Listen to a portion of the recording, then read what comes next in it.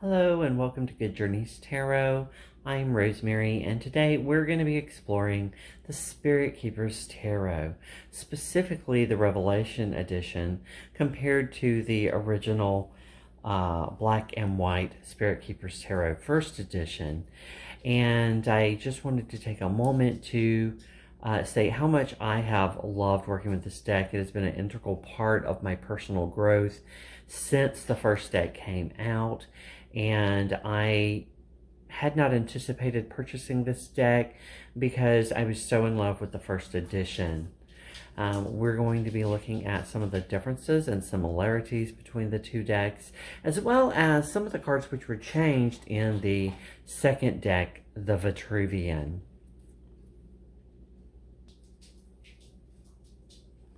Here are our three editions. As you can see, they are very similar in the way that they are structured. Decoratively, there are beautiful artwork surrounding the names of the decks, and you'll see that she's been very careful about marking the various sides of the deck, and she did these all for specific reasons. You'll notice that in the Vitruvian and in the Revelation edition, she chose not to put her name on the outside of the box, or for that matter on the interior of the box. She did actually use the same quote from the Egyptian Book of the Dead on the back of all of the decks. And she's chosen to remove the UPC code, which appeared in the first edition from the latter two editions, making them a little more, I guess, independent and spiritual rather than connected to commerce, so to speak.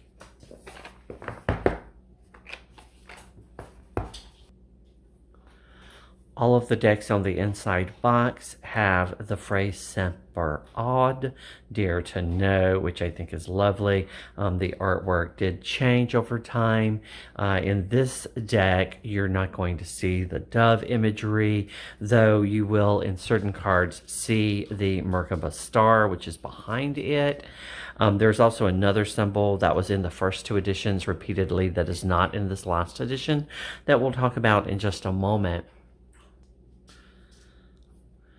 The interior bottom of the boxes did change. You'll see she had some original artwork here, and then she used the image of the Archangel of Mysteries in the bottom of the Vitruvian edition, which was basically a sepia tone version of the first edition with a few minor exceptions which we'll look at. And then she did a lovely quote in the bottom with this symbol, which is on her book of maps in the last edition, the Revelation. And here we see the card backs. This is the first edition. I did love this Merkaba star featuring the eye and the various alchemical elements which go into the Philosopher's Stone. This was a more ornate version of Merkaba star in the center, and all of the things within this have a specific significance, which she goes into in her books, but I have not really held on to that knowledge because the card backs, while attractive and pretty, are not as meaningful to me as the imagery on the front of the cards. Here in our last edition, she focused on the gemstones, and there's a whole discussion in her book of maps about this card back and how she developed it. This deck actually is, rather than being completely hand-drawn, is actually updated with digital editing and enhanced with digital editing, of which she has done a lot of work to build patterns and colors, etc., to use throughout. When the first edition came out, it was a limited run of 1,000 decks, and they were numbered. I got number 363, which reduces to 12 or 3, that creative energy, so to speak. And I really did enjoy working with this deck as I grew as a human being. The Vitruvian, you'll notice I did not leave out all of the cards, only those cards which I want to compare to the other two decks, as the imagery is the same as this deck for the majority of those cards, and it'll save us a little time flipping. This deck actually had 2,000 in its printing, and they all received names, which she researched and assembled a list of that was provided for people. But we had to research the meanings of the names ourselves. Reina Nor, as near as I can tell, means Queen of Light. And that was after researching the different versions of the words Reina and Nor. And I really liked that idea of naming the deck. And then the Revelation edition, there were actually 3,507 copies, and she has not said what the significance of that number is anywhere that I've been able to find. But this was actually the first print run of the SKT Revelation. Her intention is that in a couple of years there may be a second run with very minor but probably not dramatic changes to cards. It will be the same deck, just a different print run, as we get with a lot of independent creators. And this one reduced to 2722 is 13 or 4. And that's kind of the energy that I have been coming to terms with embracing this year, hence the use of the Ankh earlier, because I have the power to shape my destiny, and that's really what this next year is going to be about for me. So let's flip these over and look at some of the card imagery. In mini cards, there was not a significant change. There were some maybe rearranging of symbols, the addition of color, obviously. One of the major things that you're going to notice is that on the bottom now, she has a I Ching reference as well as Maya counters. For those who work with the order of the keys, you no longer have to calculate that for yourself. It's actually there, the Fool being 3, 1, 2, 3 for the order of the keys. And you'll see she did move some symbols around, but this is basically the same image. There is that Mystic Rose, which was meaningful to me, that appeared throughout this deck, which you will not see in this deck, except for in one card. In this image, I think she has done a great job of enhancing it. I like that she drew in the little spirit fox dog into the image and has given it more a feeling of a journey deeper and deeper within into the temple. I do miss the symbol of Uranus, which appears here in the Seeker card, but as you can see, it was lowered and it's just barely there at the very edge, and you wouldn't even know what that dot was on the rest if you hadn't have seen this image. But it's still a gorgeous image. This is a card which I have never worked with prior to the Revelation edition. I actually have been working with the Seeker, which is the card we just viewed with the first edition, and with the Vitruvian I've primarily worked with the Initiate, but I was immediately drawn to this card, I think because there is a balance existing in this keeper that wasn't quite there in the other two, and for whatever reason I'm much more drawn to this than I was to either of these two images, and I'm looking forward to this type of search and growth in my life this year, versus using this one for everyday readings and this one for spiritual growth. A lot of people had problems with this image. They thought that it looked too much like the creator, Benabel Wen, but it's actually her grandmother if you bother to read her book of maps or any of her information she released about the deck. And I think it's great when we see our families and our friends in our decks. She has gone a different direction now, and most of the images are going to be of extinct civilizations and as well as actual historical places and cultures in the newest edition of the deck. And The major change from this edition to this edition, besides the color, besides the I Ching, besides some improvement upon the artwork, maybe some little rearranging here and there, is that now the spirits, which are presumed to be in the first edition or present in the first edition, are actually visible in the latest edition, the Revelation. Again, the Vitruvian being exactly like this card, except for the colors.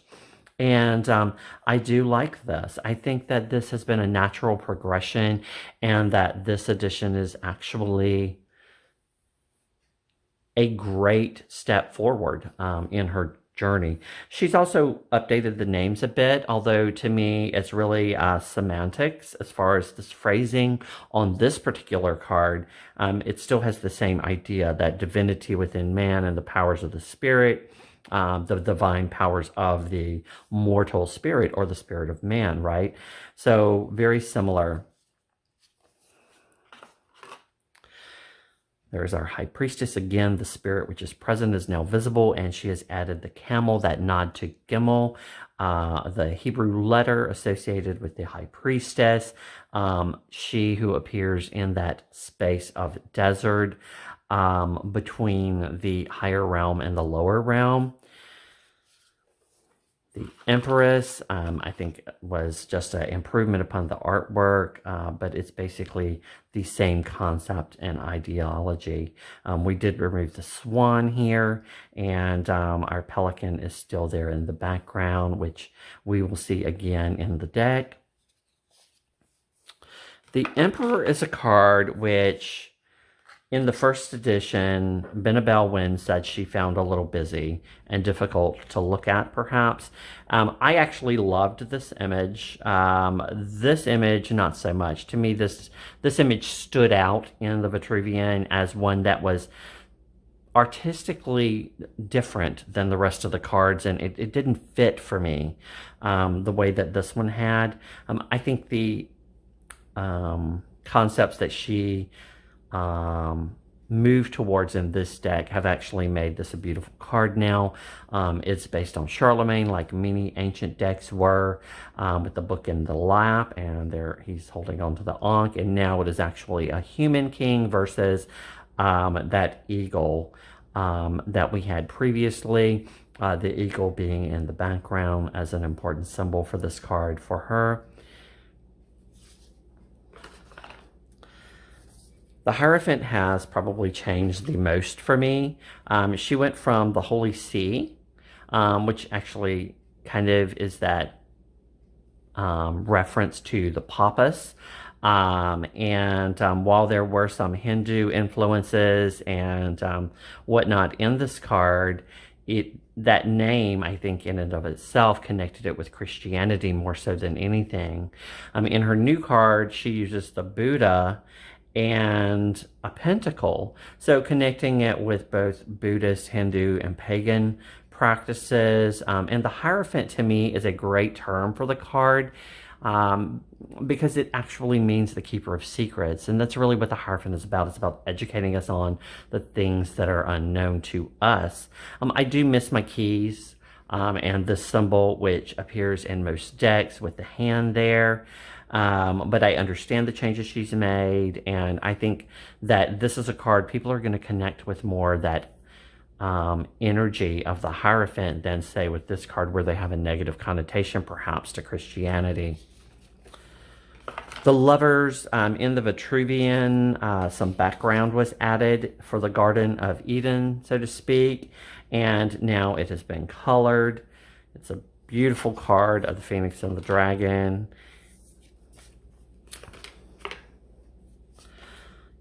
The Chariot, again, we now actually see the spirit present. This is the goddess of the dawn from both the Vedic and Roman cultures. And it really is beautiful. I'm so glad that all of the things that I loved about this card, like the Sphinxes being sort of mirror images, yin and yang of one another, and the Lux et Veritas is still there. It's a gorgeous card.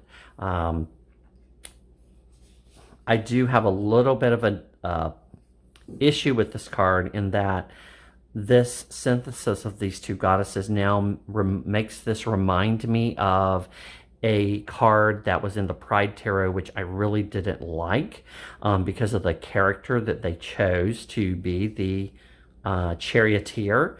And this card just resembles her a little bit too much. Even though that's completely unintentional on Benabelle's part, that is something that sticks in my head as a person I don't want to relate this card to. There's our Force, the Strength card, beautiful updates to it. The sun coming up in the background, representing that fire energy, that passion that is present in this card. The Hermit is one that's changed through each incarnation of the deck. This was a change made after she made a trip to Europe, and she actually shared some photographs of this sculpture that she had taken. And you begin to see her bringing in the spirit present. But I love this image. I think it's gorgeous. I think it fits with her deck and what she did to build a world in this particular edition. Much better than the updates that were made here. I don't think that this update was a bad update or anything. But I just think this is by far a vast improvement upon that energy of the Hierophant. So the Wheel of Life is one that I definitely miss the web, which was in these two editions. You'll see she also added some background in this Vitruvian form of the card. And in this edition, the web is gone now, but we see the spirits present, and the spirits are actually Shy, which is a god of both birth and death, and there are two images of Shy representing those two aspects. So they're slightly different, and I like that. It's nice. And we still have our sphinxes there, which are great. The only significant change in the Chancellor, which is our Justice card, is that rather than the cosmic egg, now we see a heart. This deck draws more on that kind of Thoth Egyptian kind of feeling than prior decks, and so that's a logical choice there. There is our Outlaw, which was basically a recoloring and cleaning up of the artwork, perhaps. Our Death card, and some of the skulls and bones were removed. You'll see the horse is now stepping in a puddle, and rather than simply the light coming in to showing a brighter tomorrow, we now see this ripple in the pool where there's something over here. There is life yet, even as the Reaper approaches, coming from this side where the light is. There's the Angel. This card I loved in this deck. And the only thing that really changed in this card was that now it is a dual-faced angel representing the divine form of Shiva, both male and female. And it's fine. I did love this image, but this is equally beautiful, right? The Demon, this one was so much more cuddly than this one, and I think this is really what you're looking for in your Devil card, more so than this kind of cuddly looking goat man. And so I think it was a great improvement. The Tower, I've always thought this kind of lightning over here was a little odd because it seems stylistically different than the lightning on the other side. That has now been replaced, as well as the volcano, with the nebula, Helix Nebula, which is usually referred to as the Eye of God. You know, this is that moment where the divine is saying no to us as humans, basically. The Star card, this is one that I think it's gorgeous. However, in this one, you actually see the tower, which was in the previous card. So this card being a card of healing, um, it really just made sense to me with that tower in the background. This Shinto shrine does not have quite the same effect. I think you could probably view it the same way, but because that is so different than the aesthetic of the tower in the tower card, you don't get that quite the same way. But definitely a gorgeous card. I think that the moon is a vast improvement over this shaman or magus parting the waters. Now we actually see the spirit present in the moon. I love that she kept the moon in beetle and colored it nicely. We still have our two dogs. Yeah, I love this image, and I like that there's this idea of balance there, because there are some things we need to see in the shadow, right?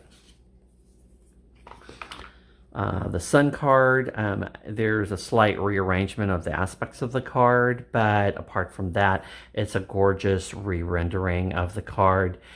She did play with the sun in the Book of Maps. She actually did some versions with a little face on it and everything. When I look at this image on the page in the book, I prefer the one with the face. However, with the rest of the card, I actually prefer this, and I think it's lovely. Again, the Mystic Rose has been removed, which was one of the things I enjoyed in the first edition. Our Apocalypse or Judgment card, we no longer see the people at Judgment. We also don't see the lion. I think it's a gorgeous redrawing, and I like that it kind of gives that concept that we see now of awakening in many tarot decks, while also holding on to the idea of judgment and the apocalypse. Maybe I miss my people a little bit, but not enough that it really matters to me.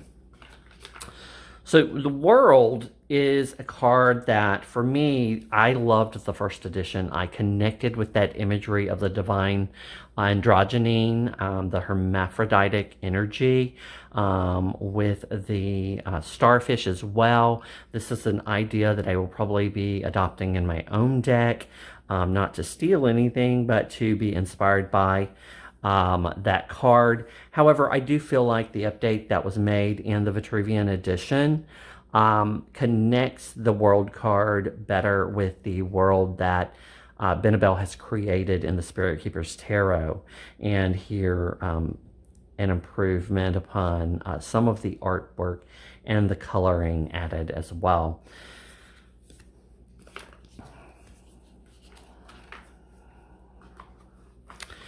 And you're going to see in a lot of these, it's just a simple recoloring and artistically improvements. As we see, you'll also see there's some name changes and some flipping around of things, like the Sacred Fire is now the Hallowed Flame. The Holy Water is now the Holy Grail.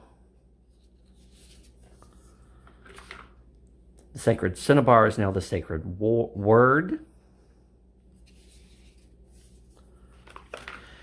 This is the only ace where a person appeared, and I'm not really a big fan of people in the aces. However, I kind of understand it in regards to the orbs or pentacles or coins, as we refer to them in some decks, because this is the realm in which we actually live, right? This is the physical world on the Tree of Life, and so it makes a little bit of sense. I probably would prefer that she not be quite so prominent, but it is a gorgeous depiction, and I definitely can work with that image. Our protection glyph is missing from the Discerning one in the new edition, but it has been moved to another card, which we'll see in a little bit. I'm glad to see it. And there again is our spirit present within the card that was not there before.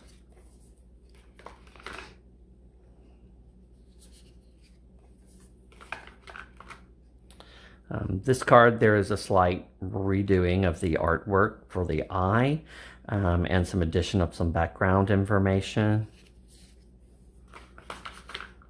This card was completely renamed and redesigned. I do like that my image that I loved is in the background there. This gives us more of, I think it's actually a good idea. For instead of nocturne, it's tension. So there's that little bit of difficulty trying to balance things sometimes, that tension that exists just from naturally being in the world, really. I do like this. It captures what was in this card while adding to it. Again, just recolorings. This one, because she was building a world based on many cultures and traditions, we now see runes added to it in place of the pelican, which linked this card 3 of chalices to the Empress, also a card of women, so to speak. Here, again, the elements rearranged a little bit, but still the same story. This one places now the Mason in a specific historical location versus the one she created in the first edition. And here we enter into our archangels. The archangels have not changed significantly. Okay, the same concepts still exist in them. They have been rearranged a bit, and we see the wings being removed. For me, in this edition and in the Vitruvian, probably the hardest thing to look at were some of the feather drawings. I like that she's used the halos now to designate the angels in this edition. I think it works so much better than the wings did in some of the cards. Again, there's that mystic rose, which is no longer to be seen, and it's been connected with a specific culture. So even though it's the same types of elements, they're specific to a culture.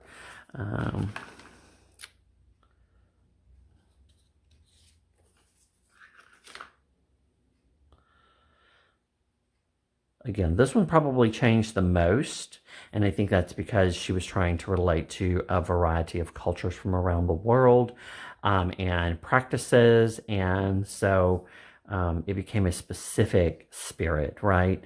And so the elements related to that spirit came from the culture from which they came. This is probably the only shield that changed significantly. Previously, it was a warrior from a particular dynasty. Now it is a specific spirit present. Still gorgeous. These are your tarot queens that are called shields. Benabel has attempted to balance the masculine and feminine energy throughout the deck. Some of the spirits in the queens appear as male forms, and also we saw with some of the kings or archangels that some of those traditionally masculine cards now appear as the female form of an energy or spirit.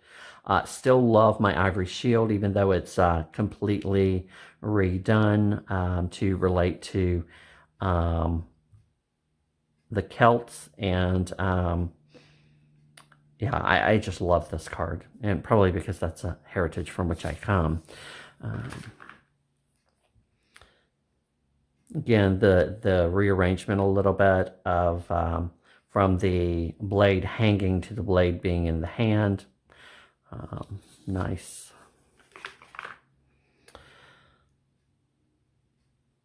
Still love that card. She's been placed in a specific time and place again.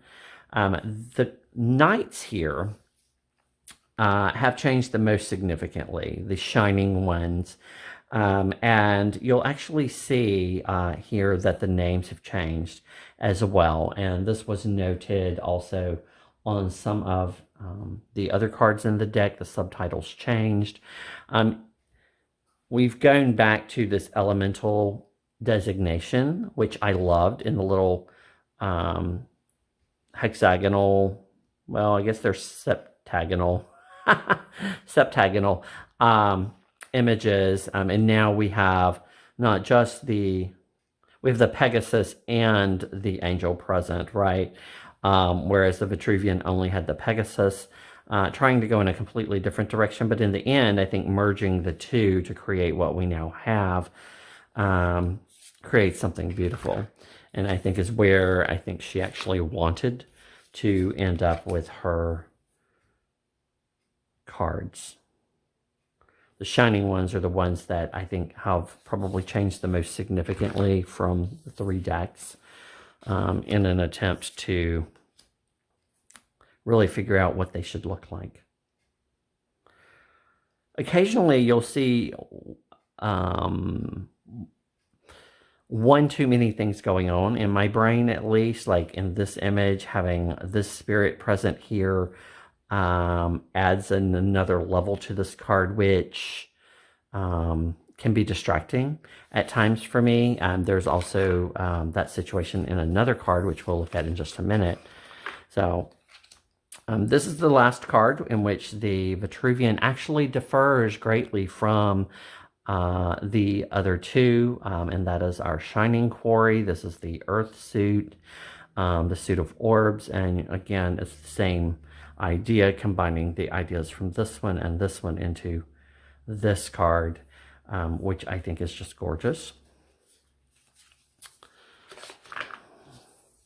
We've now gone from the Stronghold of the Flames to the Heralds of the Flame. And the Herald was the subtitle to the cards before. I think it's much more appropriate, and I really like these cards. I feel like they're a vast improvement.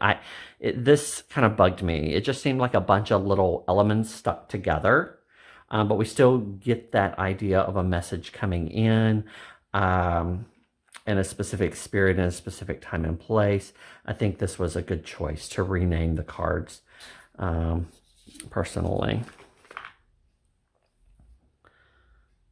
And there is a similarity between the images, because I believe she's always had in her mind who these were, and she's just been able to improve upon them as she brought them towards this deck.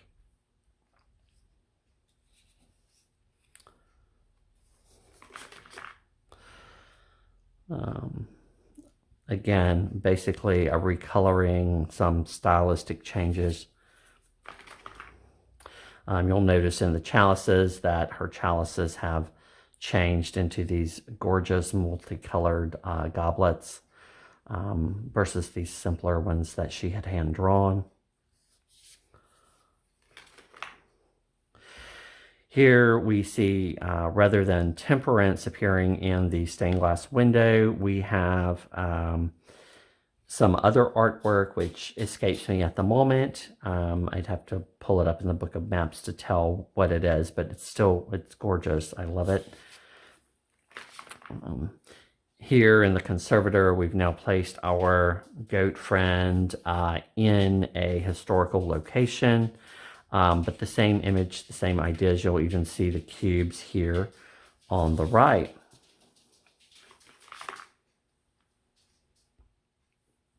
Here in the contender, we're going to see where the imagery from the original has now been placed in a specific context. Here's our spirit present now in our card.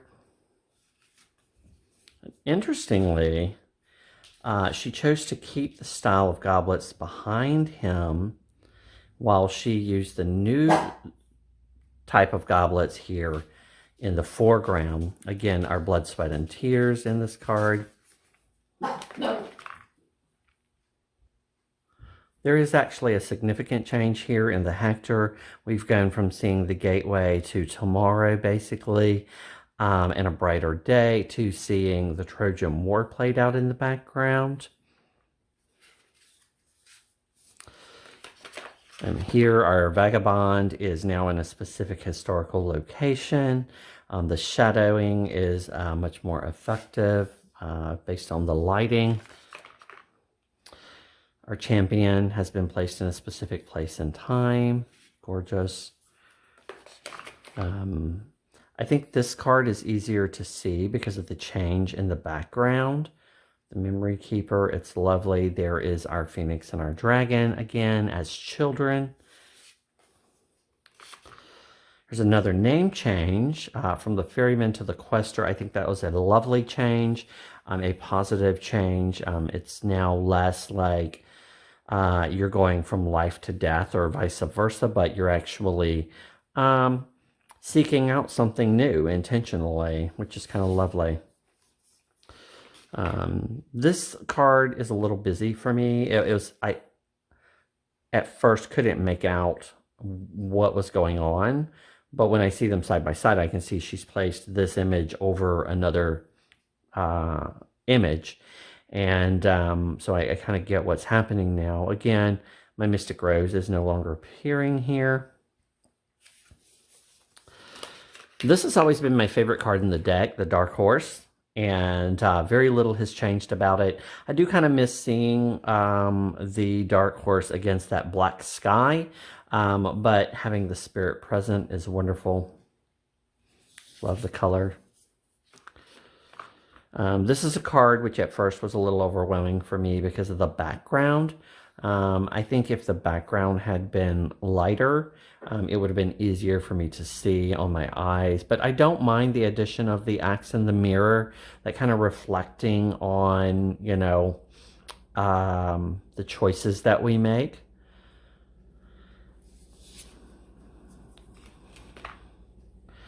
I just love this image. It is so beautiful. Not a significant change. We do now see that Spirit Fox present, the kind of trickster and the rogue.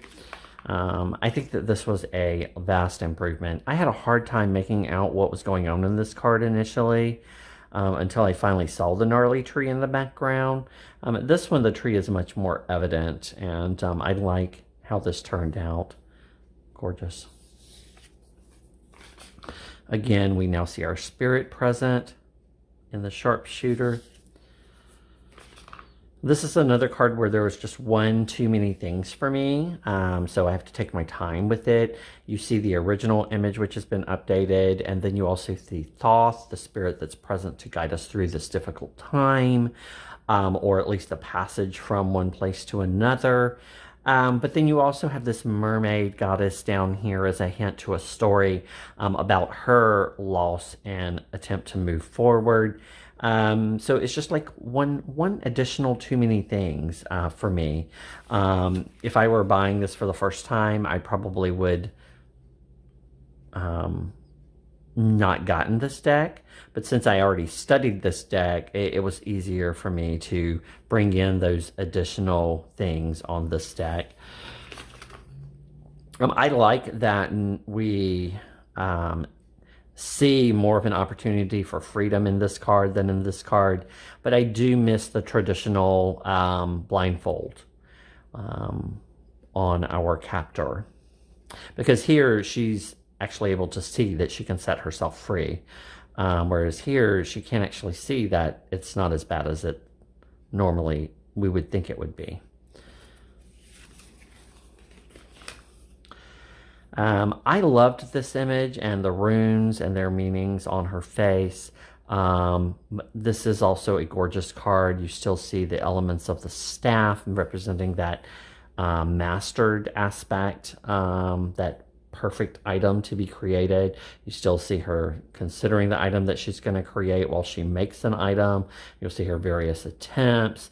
And then you see the spirits which are actually guiding her in her journey and her growth. The Malaise is probably the one that I find the most disappointing.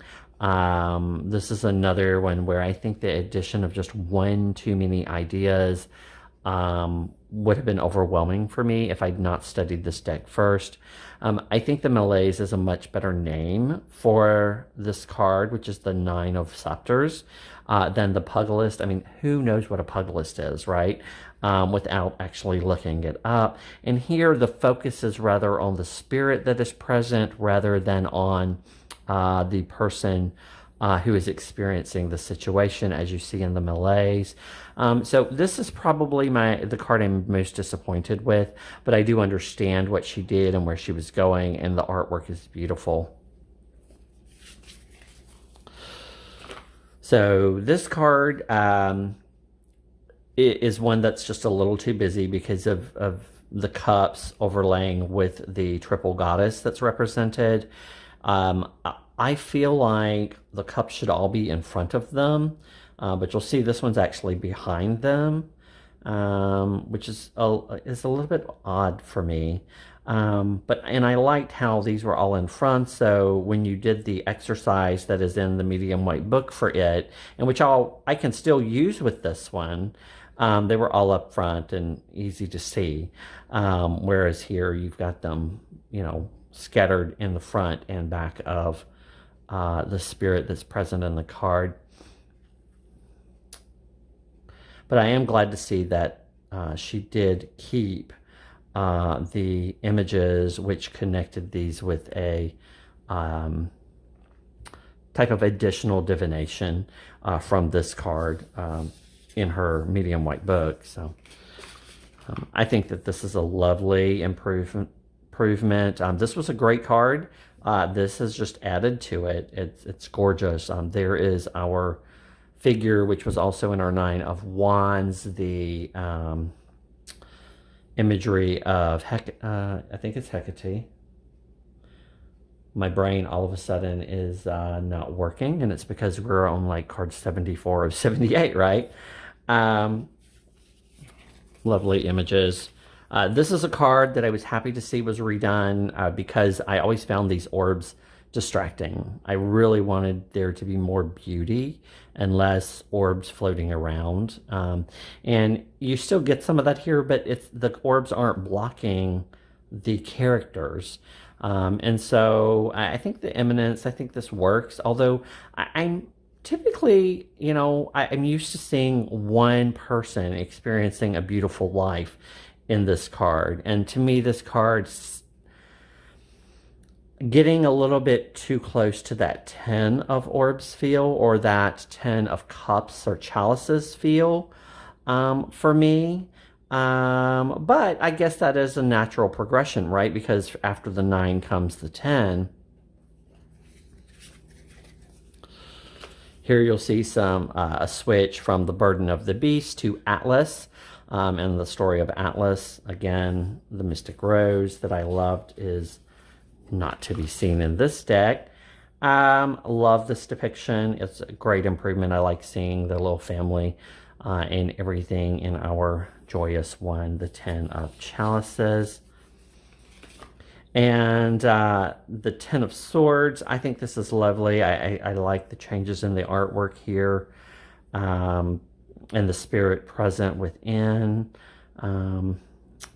Much more relatable for me, I think, in many ways than this imagery.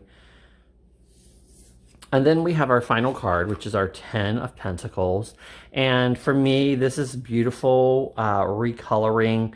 The only drawback for me is that because the young man is bearded, I feel like there's not as much of that generational feeling as you get with this one.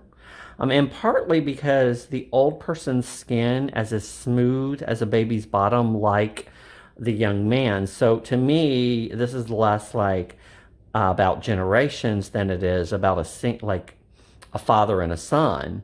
Whereas to me, this was more of a grandfather-grandchild kind of feeling, which is something I like to see in that card. But this is gorgeous, and I can't fault her for connecting it into the world that she was trying to create. Again, the Mystic Rose has been replaced with a different flower. We've also got some additions of some symbols on the archway, which I'm happy to see there. I love that the archway and the Tree of Life are represented. So one of the reasons I did this video, despite the fact that many people have been doing it, is that Benabelle had asked her thoughts about the changes she had made, and so I wanted to share those. I want to touch briefly on the Book of Maps. This Book of Maps actually really covers all of the history and the imagery that was used, the cultures that she used, a little bit of tarot history, etc.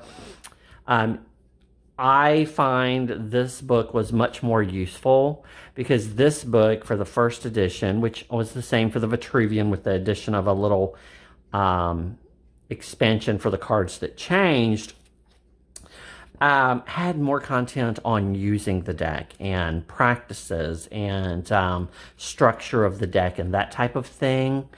That isn't in this book. I mean, this book is a thick book of reference material.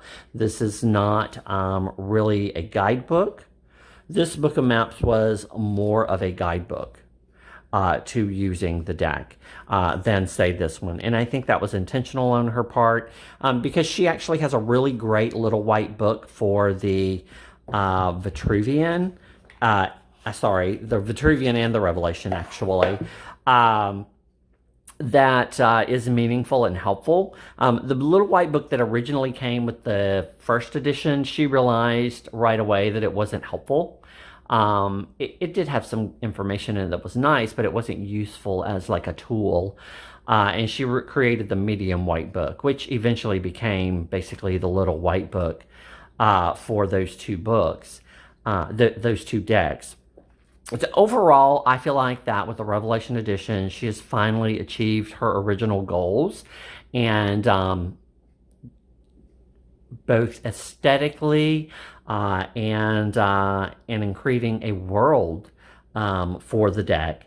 And I love that there is an evolution between the decks. So they are all lovely to work with and wonderful to work with.